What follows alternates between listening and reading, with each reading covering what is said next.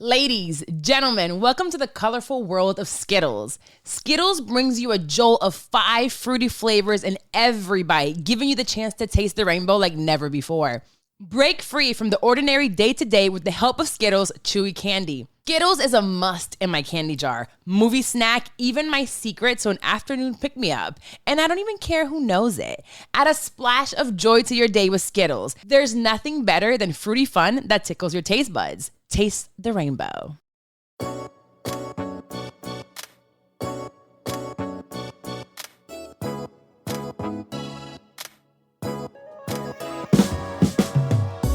I've been wanting to talk with Rebecca Alvarez's story for a while. She is an award-winning entrepreneur, sexologist, and intimate product developer. 3 titles that do not often go together. But I'm glad we waited for this moment when, like many of my very favorite conversations, we find Rebecca and her company Bloomy, a wellness brand focused on clean, intimate care essentials, at an inflection point, asking the very familiar question, will what got us here get us to where we want to go next?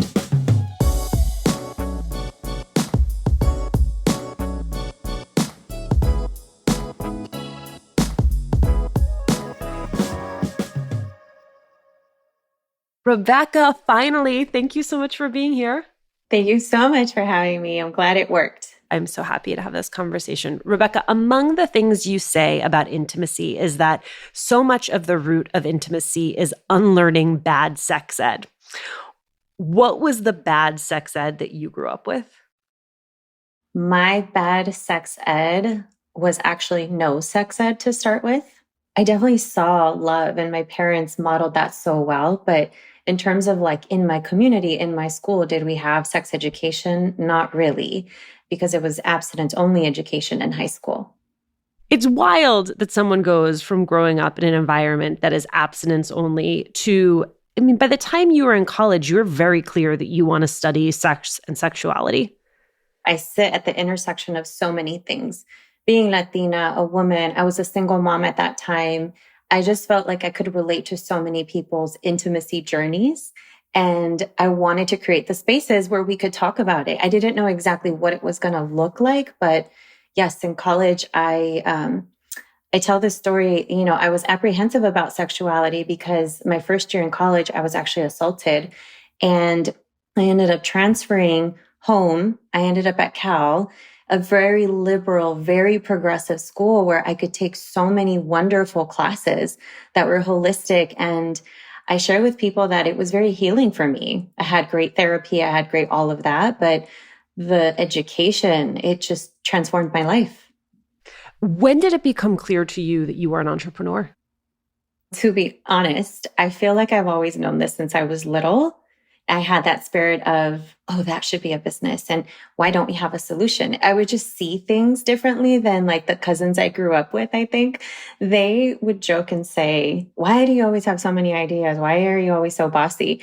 But it was just little. I was little and I was like taking initiative to create things. Talk me through the evolution of Bloomy, because as I understand it, the original idea was a multi-brand marketplace. How did it morph from that concept to a place for education, advice on intimacy, with a line of sexual wellness products? I had been in the industry for 10 years. I was working as a consultant for startups, helping them with their product development. And I was coaching both singles and couples, learning so much about intimacy challenges, intimacy goals, and really helping people in a lot of different ways. Where at the end of so many of my sessions, my clients wanted solutions. They wanted the book, the product, the toy, the whatever it was. And so I would manually send this to them. I started creating a list, but it was a little bit like, it was a lot of work on my end to always like curate. And so what I did is I said, I'm just going to put these products that I recommend that are clean, because it's very important that these products be healthy, especially for these areas of the body, put them all on a page. And that was the beginning of Bloomy, where I had multiple brands. They were my favorite clean brands that I would recommend in the category. And then when I developed our first product with our team, it was called Bloomy Arousal Oil. We still sell it. It's a bestseller. That was just the beginning of a pivot for us. And that's why we fundraised and why we ended up really focusing on Bloomie's products, making solutions for products that I wish I had 10 years ago. The question I'm about to ask you seems particularly relevant given the timing of your and my conversation, but I want to take us back to April 2022. Your line is set to debut at Target and your funding falls short. How does that happen? Funding for women of color entrepreneurs is severely lower than what it should be. There is less than 1% of funding that is going to entrepreneurs of color, Latina founders. So I never use that as an excuse. But when I went out and I fundraised, I did everything by the book. I trained, I did accelerators, I did boot camps. I had a cis white male co-founder. I had everything you're supposed to, and I'm using quotes, to have. And we fell short. We wanted to raise 2 million. We raised 1 million. So what did I do? I ended up seeing that there is no standard for my industry. This is new. Intimacy companies were not being venture backed at that time. And I just realized I'm going to have to do things differently. So we crowd raised. We basically opened up part of our round to the community where they could invest $100 or $200 minimum. We raised almost $1 million that way, 2 different times. And then I took out personal loans. We had a few angels give us personal loans. I took out a line of credit. Like, I did everything to make sure that we could have sufficient capital to meet the demands of going into retail. And even with that, I'll say when founders ask me, what does it take to go into retail? It's so big of a question. I want to sit down and go through things with people, but you have to estimate how much you're going to need to be on shelf. Stay on shelf that's even harder. Market, and to not plan to be profitable right away.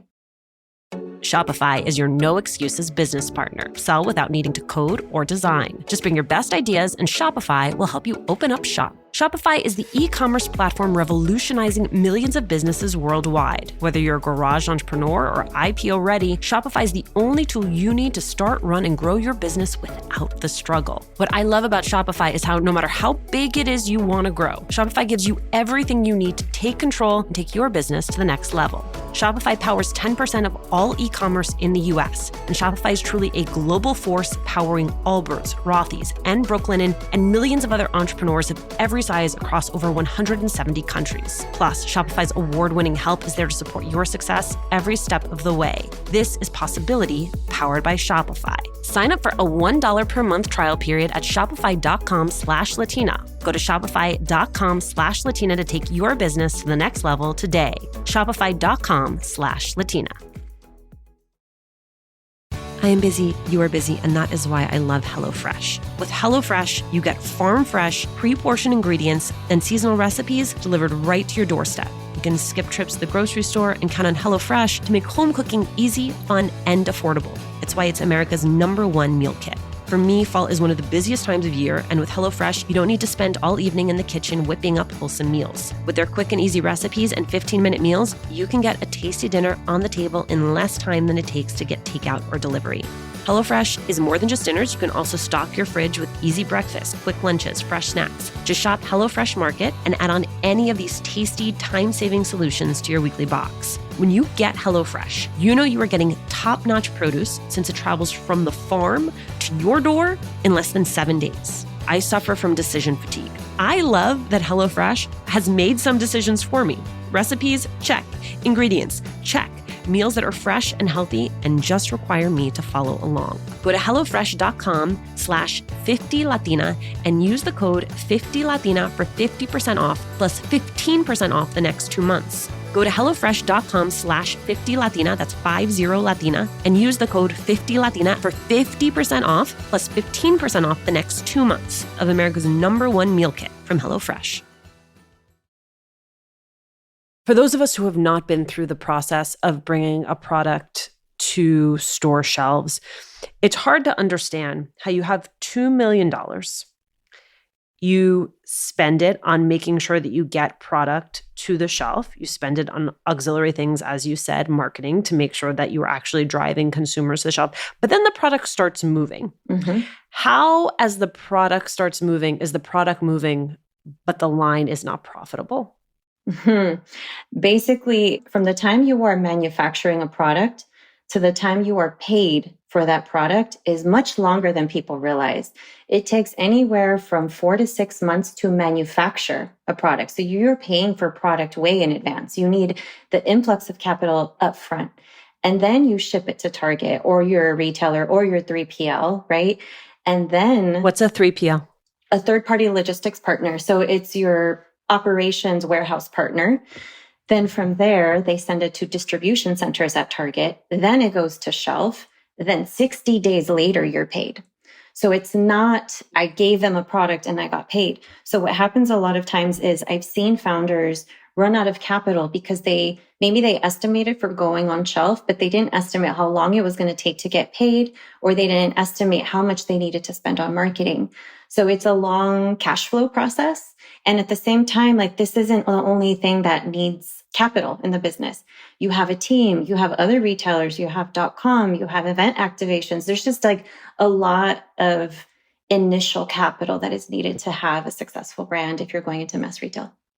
You talk about Bloomy being an inclusive brand, but it strikes me the fact that you are a Latina founder, and I think you've been given a decent amount of platforming on Latina platforms, that there is some acknowledgement that this is a part of your core audience, your core market.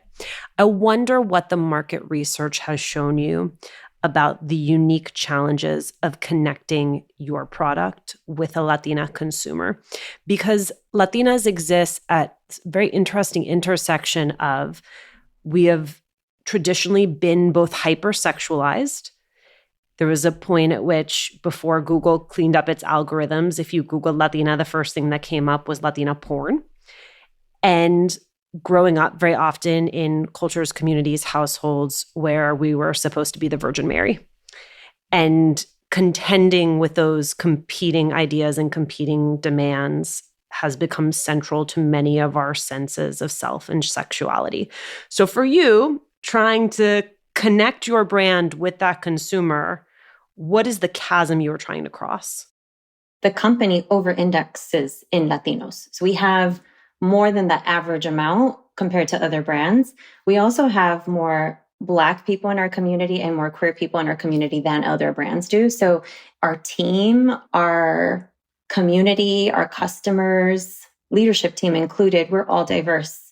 So for me, when I think of the Latina consumer who has a lot of the experiences where religion has impact, lack of sex education has impact, but also hypersexualizing, like you mentioned, is at the forefront of our media. There's a disconnect. And I think what I'm trying to do with anything I create, including Bloomy, is show people that it is okay to love your body. It is okay to talk about sex. And what you see in 99% of porn is not real. It's not common. And I'm trying to basically create spaces where people can read about that part of the body, whether it's your intimate skin, penis, vagina, vulva. And I'm trying to create the products that make you not shy to buy and not embarrassed to be using them. I'm trying to strike a balance between not being a salesperson, because I am not, but I also know that what we're creating is changing people's lives. We've tracked our progress so far, and I think we're up to like 22 million moments of pleasure have been created by the products that we've put out into the world. I've spoken with so many founders who are people of color, and they explain the challenges of going into rooms where they're explaining a need that very often the cis, white, hetero men in the room just, it's not their lived experience. And so they're not drawing from that. And so they have trouble understanding what the need is. I have to imagine that just magnifies when you're talking about sex and sexuality, which already is challenging in a lot of rooms. What is the wildest thing that has happened to you as you have fundraised in those rooms? I had a lot of investors think I was joking. They would kind of just laugh through the pitch, like, are you serious? It's like, what part of the pitch didn't look serious, right? I've had investors do the traditional, really annoying thing of saying, okay, I'm going to ask my wife what they think about these products first. As if, I've already said these products are not just for women. This is for all bodies. just intimate skin or intimacy. But I would say in general too, just as a sexologist, not even fundraising, before all of this, there were a lot of cis white men that I feel like hit on me, and I didn't appreciate that. And there is an assumption, I feel like, especially if you think back 5-10 years, where here I am, this young single person, and I'm talking about sex. I must be very open to like your invitations of sex. That line would get crossed a lot. You mentioned something in passing that I need to go back to, which is your being a young solo mom. Because I think that there are a lot of women who are young solo moms who also feel deeply entrepreneurial, but think to themselves, well, that opportunity has passed, or that opportunity is not for me now that I am locked in the mom hustle. And so I want to know both how you made it work, but almost more importantly, like how you said to yourself, why not me?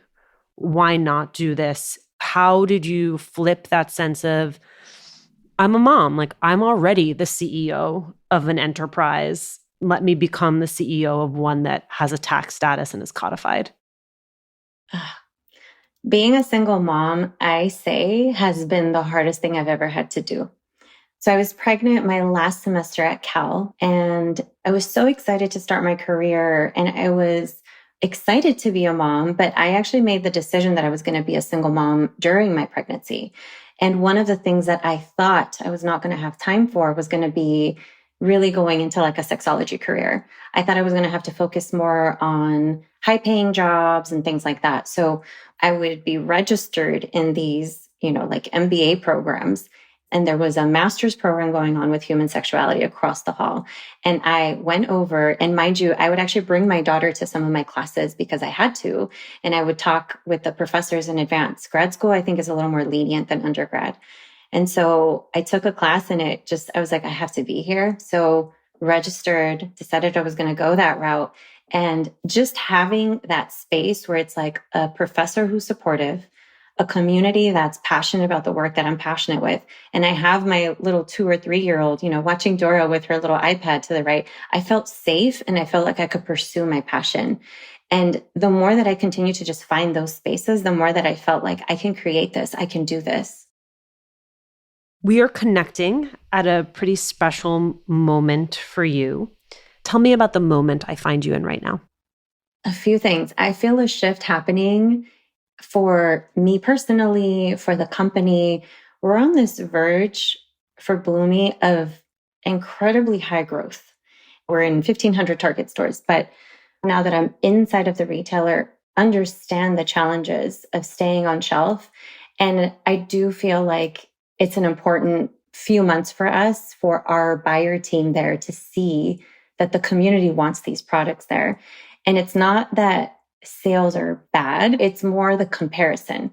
We are compared to billion-dollar brands. There is no difference. You can literally see who's sitting on the shelf right next to us.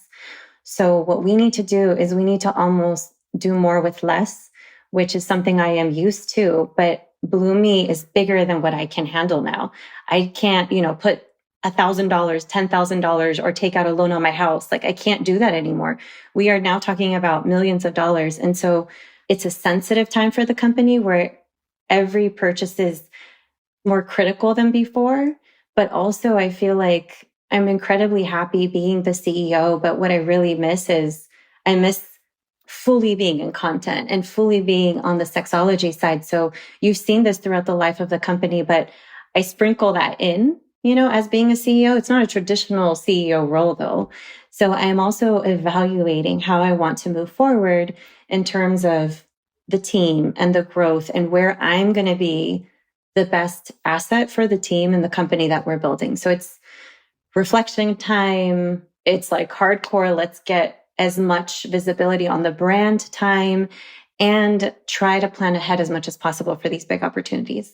I meant that to be my last question, but now I have more questions, which is one, I generally tear up when someone shares the personal elements of their story. Of course, in this conversation, I'm tearing up because I so hear the frustration of being compared to products and to companies that are simply better resource, and the legacy of exclusion and discrimination that leads to that place. And this idea that we're constantly competing on uneven playing fields. And where I want to just tip my hat to you, Rebecca, is I'm not sure that I, in your position, am not throwing my hands up in the air and saying, well, then screw it, right? Like, I'm never going to be able to compete because this is not even. And the metrics you're asking me to hit are not fair. And so the whole game is rigged and I'm done. Yeah. And I'm actually tearing up now watching you kind of. Sorry.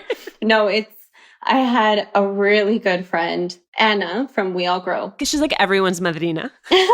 She is. She's the fairy godmother for Latinas. She just asked this question like, wait a minute. I walked her through everything and she said, then how do you succeed? And I was like, it's just not going to be fair. I just have to do my best. And so that's what I feel like kind of grounds me. Like, as long as I'm being intentional and I'm doing my best, I feel like I will always be satisfied with that. Do I want this company to be like a multi-$100 million company? Yes, but for the reasons people may not know. I have the same aspirations as so many of us that are first gen or have immigrants in our families. The way that I structured this company, I have never seen a company like this. I created what I did not see, and that's really hard in so many ways, but it's so beautiful too, because we have almost 1,000 investors from our community.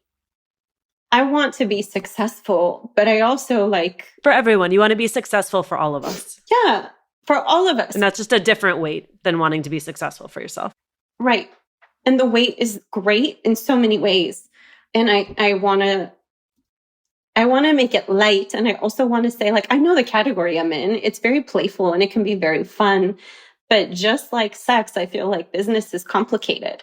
And there's things people don't see that I like, very easily my mental health could have taken a toll, but I feel like I'm protecting myself along the way and asking for guidance and reaching out for help. And so I am proud of where we are. And I feel like this is a really pivotal time where you're going to see Bloomy really take off, and in some ways, I feel like things just have to change to make sure that I continue to feel very good and energized. I love you. Thank you for this, Rebecca. Thank you, Alicia.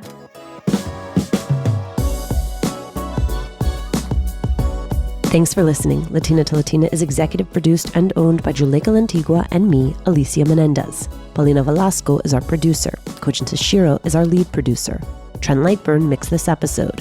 We love hearing from you. Email us at hola@latinatolatina.com. Slide into our DMs on Instagram or tweet us at Latina to Latina. Check out our merchandise at latinatolatina.com/shop. And remember to subscribe or follow us on Radio Public, Apple Podcasts, Google Podcasts, Good Pods, wherever you're listening right now. Every time you share the podcast, every time you leave a review, you help us to grow as a community.